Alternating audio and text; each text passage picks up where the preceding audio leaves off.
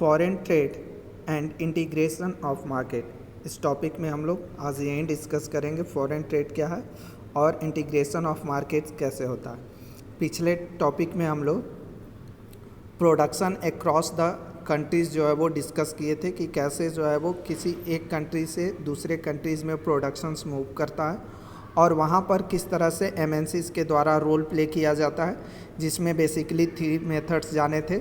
जब एमएनसी किसी कंपनी के साथ ज्वाइंट होकर उसे अपने टेक्नोलॉजी और इन्वेस्टमेंट्स के थ्रू जो है वो हेल्प करती है, दूसरा उस कंपनी के साथ पार्टनरशिप ही कर और तीसरा उसे खरीद कर बाई करके, और चौथा एक मेथड जाने थे जिसमें कंपनी इन सब से अलग हटकर सभी कंपनीज़ को, छोटे छोटे कंपनीज़ को ऑर्डर देकर उनसे डायरेक्टली प्रोडक्ट लेकर और अपना ब्रांड और टैग नेम लगाकर जो है वो सेल करती है।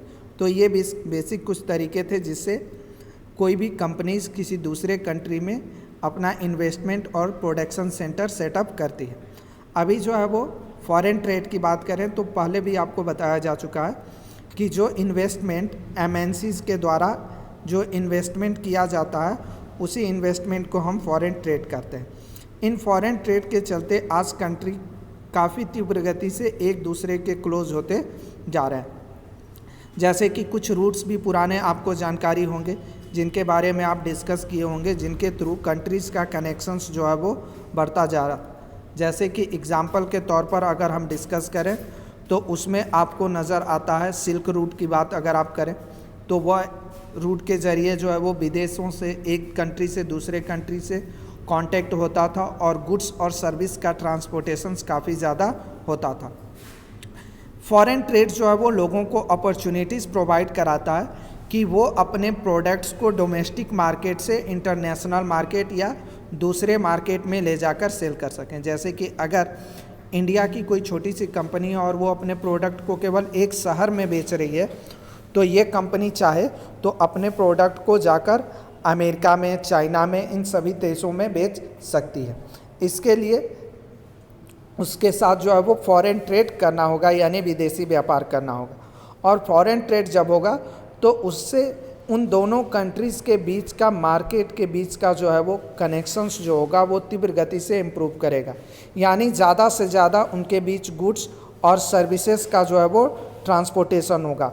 बहुत सारी सर्विस जो है वो एक मार्केट टू अनदर मार्केट, बहुत सारे goods one market to another market, और दोनों जगह आपको प्राइस में भी जो है वो सिमिलरिटीज नज़र आएगी।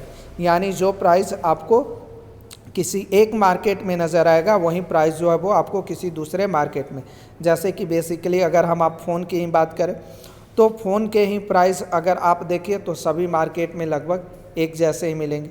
अभी के दौर में आपको इस तरह का काम करने वाली जो है वो बड़ी बड़ी जो ऑनलाइन कंपनियां हैं उनके प्रोडक्ट आप देखिए कि बेसिकली उनको ऑनलाइन के थ्रू जो है वो पूरे इंडिया में या पूरे वर्ल्ड में आप कहीं हो, उनके प्रोडक्ट के प्राइसेस जो है वो लगभग सिमिलर नज़र आते हैं। तो ये चीज़ें इंडिकेट करता है कि आज जो है वो फॉरेन ट्रेड के ज़रिए मार्केट्स जो है वो काफ़ी एक दूसरे के क्लोज आ गए हैं और इनके बीच का कनेक्शंस जो है वो काफ़ी ज़्यादा, इंटीग्रेशंस जो है वो बढ़ गया है। नेक्स्ट टर्म आता है व्हाट इज़ ग्लोबलाइजेशंस। ग्लोबलाइजेशंस के डिफिनीशंस को हम लोग स्टार्टिंग में ही जो है वो डिस्कस कर लिए थे। ग्लोबलाइजेशंस का मतलब ही होता है इंटरलिंकिंग और interconnections between countries. Globalization is a process, this process rapid integration और इंटरकनेक्शन बिटवीन कंट्रीज, यानी एक कंट्री से दूसरे कंट्रीज़ के बीच का जो कनेक्शंस है, उनके बीच का जो जुड़ाव है वो तेज़ी से बढ़ना ही ग्लोबलाइजेशन कहलाता है। और इसमें एमएनसी और ट्रेड जो है वो इम्पॉर्टेंट रोल प्ले करती हैं, जिससे गुड्स और सर्विसेज का transportation one country to another country ज़्यादातर देखने को मिलता है। ग्लोबलाइजेशंस में इनके अलावा भी बहुत सारी चीज़ें शेयर की जाती हैं, जैसे कि ट्रेड के साथ साथ कल्चर, ट्रेडिशन, कस्टम, लैंग्वेज, ये सारी चीज़ें जो है वो शेयर की जाती हैं। ये सारी चीज़ें ग्लोबलाइजेशंस में काफ़ी ज़्यादा मदद कर रही हैं और इन सब के कारण ही ग्लोबलाइजेशंस जो है वो इम्प्रूव करता जा रहा है। इसके बाद जो है अगर हम बात करें तो इन ग्लोबलाइजेशंस के कारण गुड्स और सर्विस टेक्नोलॉजी में ज़्यादा से ज़्यादा कंट्री जो है वो इन्वेस्टमेंट कर रही हैं। किसी भी कंट्री में, अगर हम इंडिया जैसे ही कंट्री की बात करें तो यहाँ पर बहुत सारी विदेशी कंपनियाँ जो है वो हर सेक्टर में इन्वेस्ट करती नज़र आएंगी।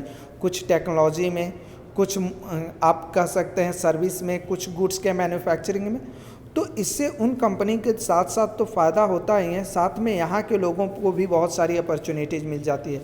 जैसे बहुत सारे ऑप्शंस मिल जाते हैं गुड्स को चूज़ करने के, लोगों को अपॉर्चुनिटीज़ मिलती है जॉब की, और इसके साथ साथ लोगों का लिविंग स्टैंडर्ड भी जो है वो डे बाय डे इम्प्रूव करता जा रहा है।